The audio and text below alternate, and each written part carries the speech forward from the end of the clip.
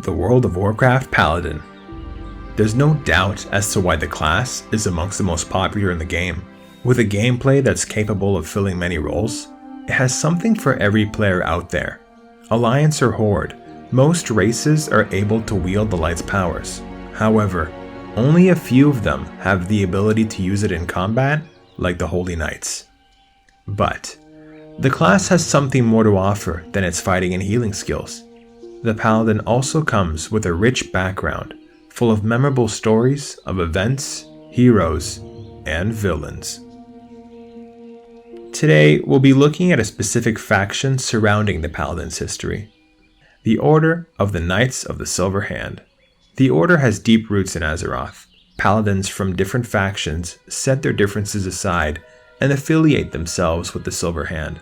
The Argent Crusade, the Sunwalkers, the Blood Knights, the Hand of Argus, all proud members of the Silver Hand's long, historical legacy. To start, we need to go back to the Paladin's roots, the end of the First War and the beginning of the Second War. Alonzus Fowl, the former head of the Holy Order of Northshire Clerics, had witnessed his order crumble at the feet of the invading orcs. After seeing what had happened to his people, Alonzus was motivated to teach his apprentice and 4 other skilled warriors how to use the light in a way to defend and to attack.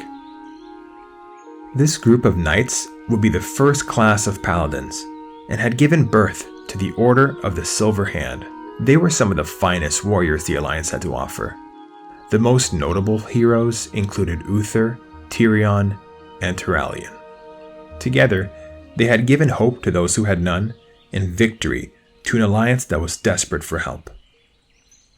With this new order thriving for years to come, more recruits were brought in. Some of these new recruits, however, would have a devastating impact on the Silver Hand and would change the world forever. Arthas Menethil, Prince of Lordaeron, one of the Order's finest young knights and heir to the throne, had been chasing the destruction of the Scourge invasion. Uther confronted Arthas on the atrocious acts he was about to commit in Stratholme. Arthas took his refusal to purge the city of infected citizens as an act of treason. He then suspended the Silver Hand Paladins from duty while he continued his dark chase.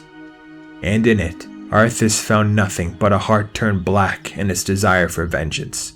The evil he had been looking to destroy had overtaken him. With the order now suspended, and the ongoing Scourge invasion, many were left to defend themselves against an overwhelming onslaught of Scourge forces. One of those left behind was Saidan Dethrahan.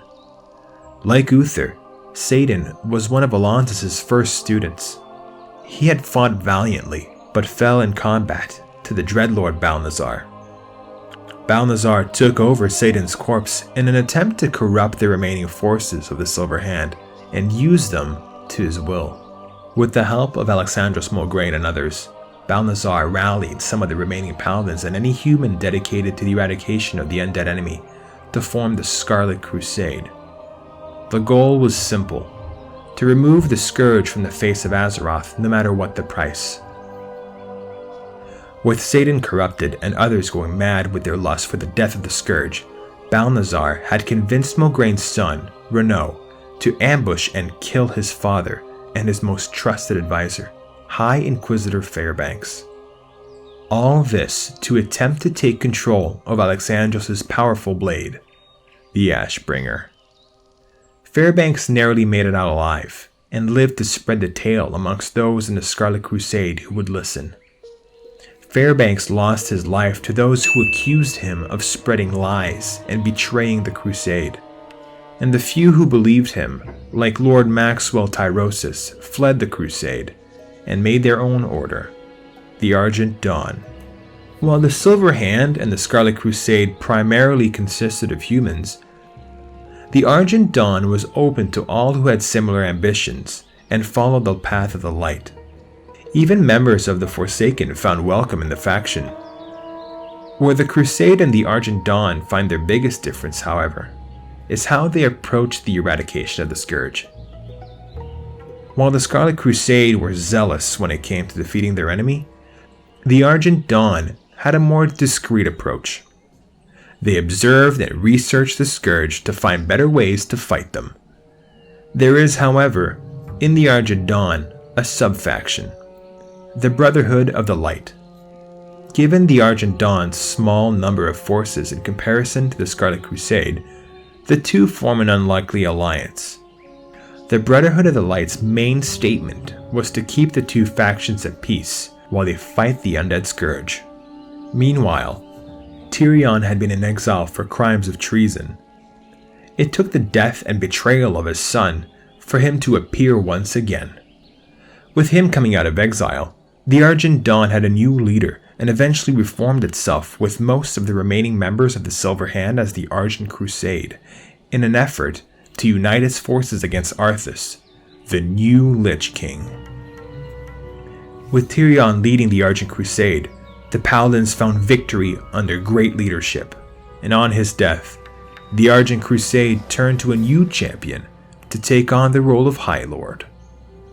The Argent Crusade returned to its roots and reformed itself once more as the Knights of the Silver Hand.